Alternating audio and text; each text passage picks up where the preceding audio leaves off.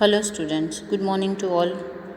In previous lecture we see Suryamani's journey.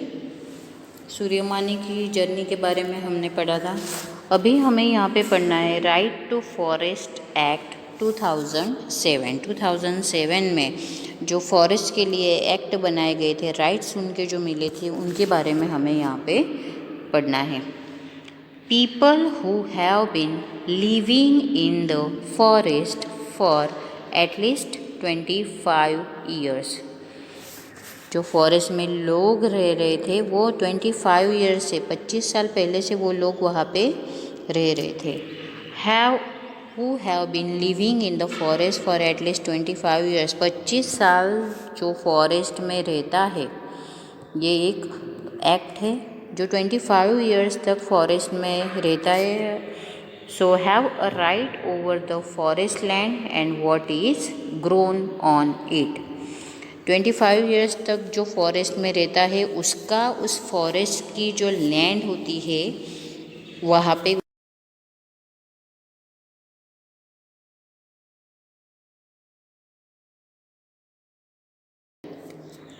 They should not be remove from the forest, उनको of forest में से नहीं निकाल सकते। The work of protecting the forest should be done by their gram sabha. जो भी काम करते हैं वो लोग, forest should be done by their gram sabha, और फिर वो ग्राम सभा में जाके वो लोग उनका काम वो बता देते हैं। तो इस तरह से जो भी 25 ईयर्स तक फॉरेस्ट में रहते हैं उस तरह से उनका वहाँ पे राइट हो जाता है। नेक्स्ट है a forest is everything for us Adivasis. जो फॉरेस्ट होता है वो आदिवासी के लिए, जो आदिवासीज लोग होते हैं उनके लिए फॉरेस्ट ही सब कुछ होता है। We can't live away from the forest even for a day. वो लोग जो है वो एक दिन के लिए भी फॉरेस्ट को छोड़ना नहीं चाहते हैं। Government has started many projects in the name of development. जो गवर्नमेंट है उन्होंने बहुत सारे प्रोजेक्ट्स उन्होंने फॉरेस्ट के लिए बनाए हैं जिन्हें नाम दिया गया है डेवलपमेंट। तो क्या क्या डेवलपमेंट है, जैसे कि dams and factories are being build, forest which are ours are being taken away from us. Dam है और फैक्ट्रीज है वहाँ पे बनाए दिए गए हैं। Forest which are ours, forest जो है वो हमारा है। So are being taken away from.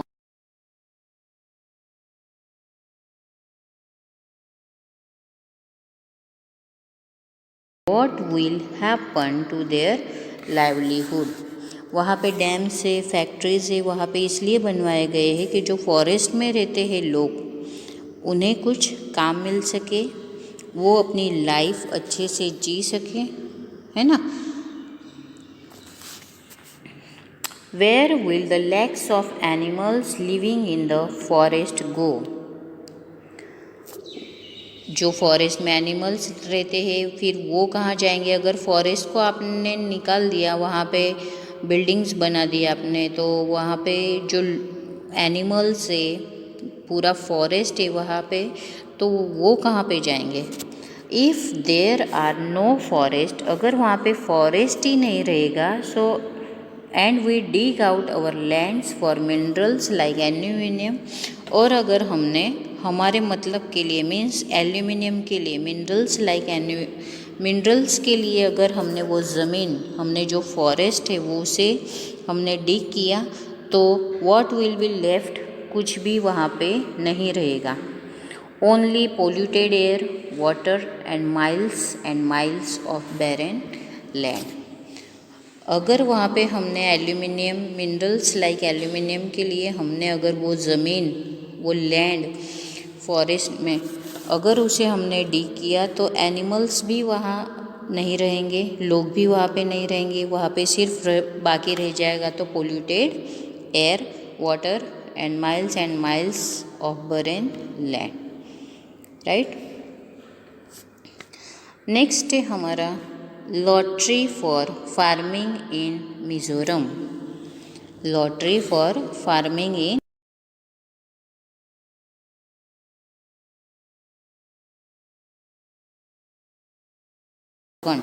हमने झारखंड के फॉरेस्ट के बारे में पढ़ा इन सूर्यमानी स्टोरी, राइट। सूर्यमानी की जो स्टोरी थी उसमें हमने झारखंड के फॉरेस्ट के बारे में पढ़ा है। So now read about forest on the hills of Mizoram. अभी हमें किसके बारे में पढ़ना है, तो हमें अभी मिज़ोरम में जो हिल्स है, जो फॉरेस्ट है, उनके बारे में हमें यहाँ पे पढ़ना है। See how people live there and how farming is done. देखते हैं कि यहाँ पे लोग किस तरह से रहते हैं और किस तरह से फार्मिंग करते हैं। Ding ding ding, as soon as the school bell rang, लॉमेट आ डिंग। यहाँ पे स्कूल की बेल जो है वो बज चुकी है। Dingima pick their bags and hurry home. यहाँ पे डिंगीमा नाम की यहाँ पे एक पर्सन है जो अपनी बैग पैक करके घर पे जा रही है। On the way they stop to drink water from a stream in a cup made of bamboo. घर पे जाते जाते वो एक जगह पे रुकी है और उसे पानी पीना था, तो वो जो बाम्बू से कप बनाया गया था उस कप में वो पानी पी रही थी। विच वॉज केप्ट देयर, वहाँ पे रखा हुआ था, उस कप में वो पानी पी रही थी। Today not only the children, even Saima sir was in a hurry to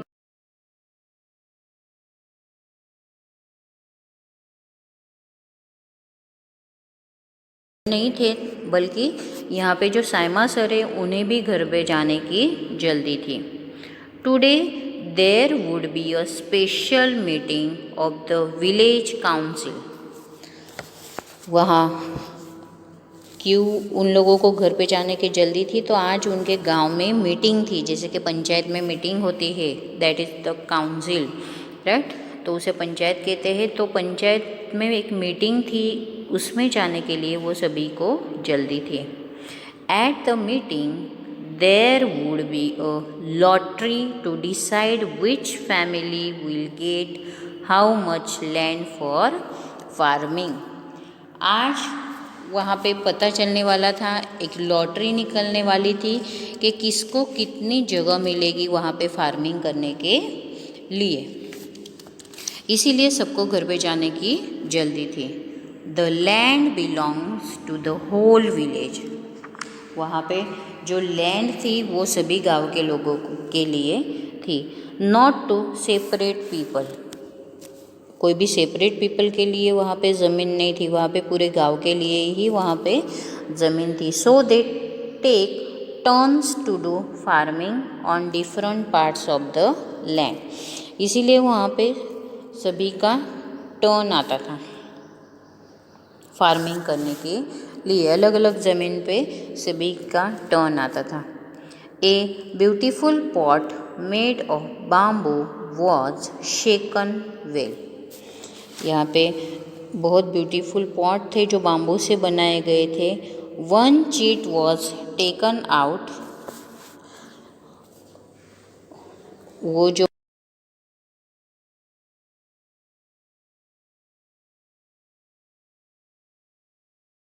निकाली गई। And Saima sir's family got the first chance. जो साइमा सर की फैमिली थी उन्हें फर्स्ट चांस दिया गया। He said I am happy that my family gets to choose first. Saima sir बोले कि मैं बहुत खुश हूँ कि आपने मेरी फैमिली को पहले चुना। But this year we can not take more land, लेकिन मुझे इस साल बहुत ज़्यादा लैंड नहीं चाहिए। Last year I had taken more and was not able to farm it well. लास्ट ईयर मैंने ज़्यादा लैंड ली थी लेकिन उसमें अच्छे से फार्मिंग नहीं हो पा रही थी, इसीलिए मुझे ज़्यादा ज़मीन नहीं चाहिए। After my sister Jiri got married and went away it is difficult to manage farming alone. Sir की जो बहन थी वो शादी करके चली गई थी वहाँ से, जीरी उसका नाम था, इसीलिए सर को अकेले मैनेज करना बहुत टफ हो गया था, फार्मिंग करना बहुत टफ हो गया था।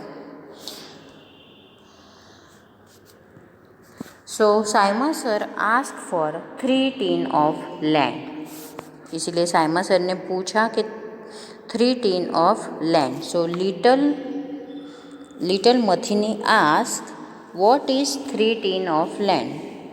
तो लिटल मथिनी जो थी उसने पूछा कि ये 3 टीन ऑफ लैंड क्या है। So Jamui explain the land on which we grow 1 tin of seed is called 1 tin of land.